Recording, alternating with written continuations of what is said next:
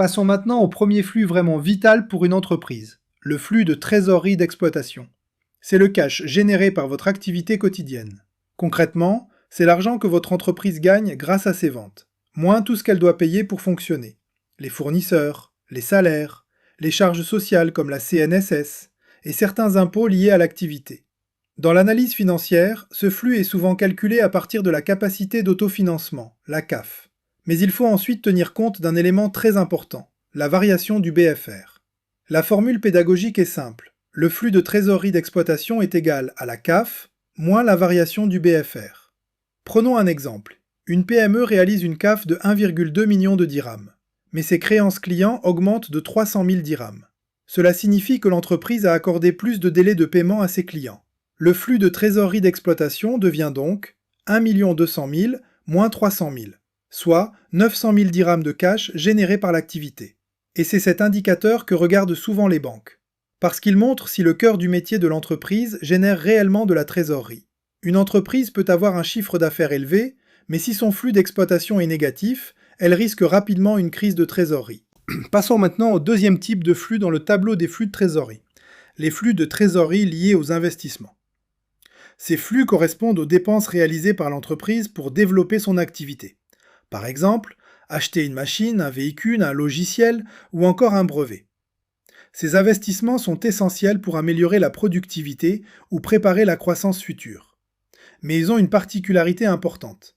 Ils provoquent souvent des sorties importantes de trésorerie.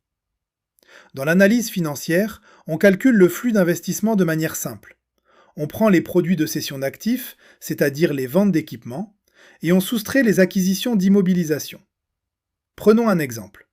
Une entreprise industrielle achète une machine pour 800 000 dirhams. Elle achète également un véhicule utilitaire pour 150 000 dirhams. Mais elle revend un ancien équipement pour 80 000 dirhams. Le flux d'investissement est donc 80 000 moins 950 000, soit moins 870 000 dirhams. Cela signifie que l'entreprise a investi 870 000 dirhams dans son développement. Et dans la plupart des entreprises en croissance, ce flux est souvent négatif. Parce que pour grandir, il faut investir. L'important est que ces investissements soient financés par une activité qui génère du cash. Passons maintenant au troisième type de flux dans le tableau des flux de trésorerie, les flux de financement. Ces flux correspondent aux relations financières entre l'entreprise, ses banques et ses associés. Autrement dit, c'est l'argent qui entre ou qui sort à cause des décisions de financement. Par exemple, un nouvel emprunt bancaire, une augmentation de capital ou un apport des associés. Mais ces flux peuvent aussi être négatifs.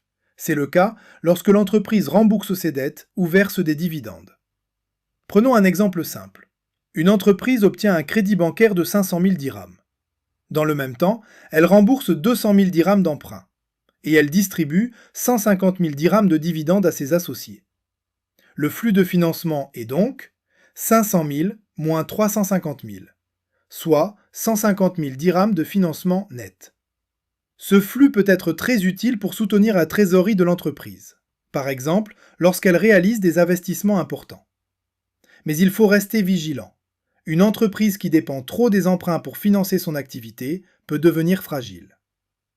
L'objectif est donc de maintenir un équilibre entre les flux d'exploitation, les investissements et le financement. Maintenant, parlons d'un document central en gestion financière, le tableau de financement.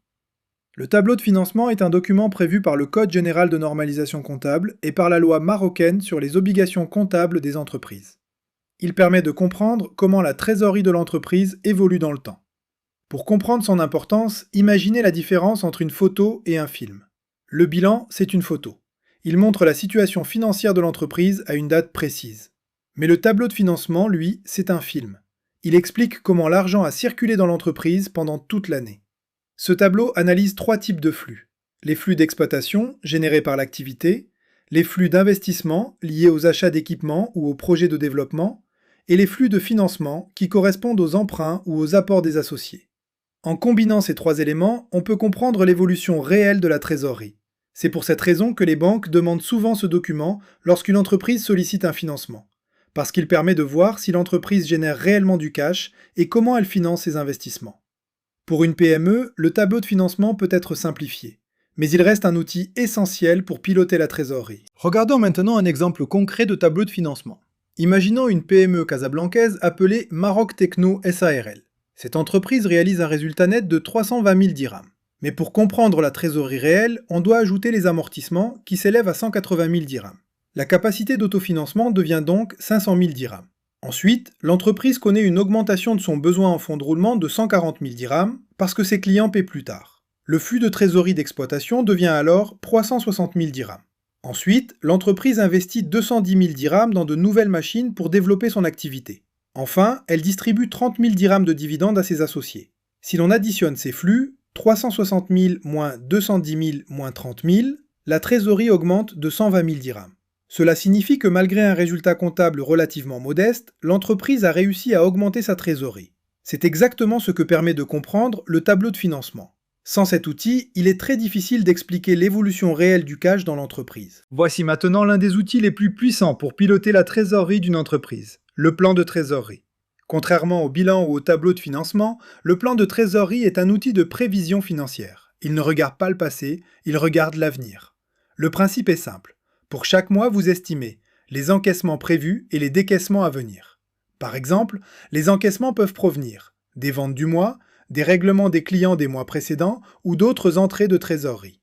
Les décaissements correspondent aux dépenses, les fournisseurs, les salaires et les charges sociales, les loyers, la TVA ou les remboursements d'emprunts. Prenons un exemple concret. Une PME prévoit 460 000 dirhams d'encaissement en janvier. Ces décaissements s'élèvent à 365 000 dirhams. La trésorerie augmente donc de 95 000 dirhams.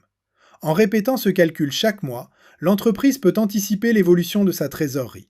Dans notre exemple, la trésorerie cumulée atteint 793 000 dirhams à la fin du mois de juin. Et c'est exactement pour cette raison que les directeurs financiers mettent à jour leur plan de trésorerie chaque semaine. Parce que sans visibilité sur votre trésorerie future, vous pilotez votre entreprise à l'aveugle. La gestion des trésoreries repose sur une chose simple, la discipline. Dans les entreprises bien gérées, la trésorerie est suivie tous les jours. Chaque matin, le responsable financier commence par vérifier les mouvements sur les comptes bancaires de l'entreprise. Il regarde les encaissements reçus et les paiements effectués. Cela permet d'avoir une vision immédiate de la situation de trésorerie. Ensuite, chaque semaine, un rapprochement bancaire est réalisé. On compare les opérations enregistrées dans la comptabilité avec les relevés bancaires. Cela permet de détecter les erreurs ou les opérations manquantes. Et enfin, à la fin de chaque mois, l'entreprise analyse les écarts entre les prévisions de trésorerie et la réalité. Prenons un exemple simple. Une entreprise prévoyait l'encaissement de 100 000 dirhams d'un client, mais seulement 70 000 dirhams ont été reçus. Il y a donc un écart de 30%. Dans ce cas, il faut agir immédiatement. Relancer le client, vérifier la facture ou appliquer les règles prévues par la loi sur les délais de paiement. C'est ce type de discipline qui permet d'éviter les découvertes imprévues et les tensions de trésorerie.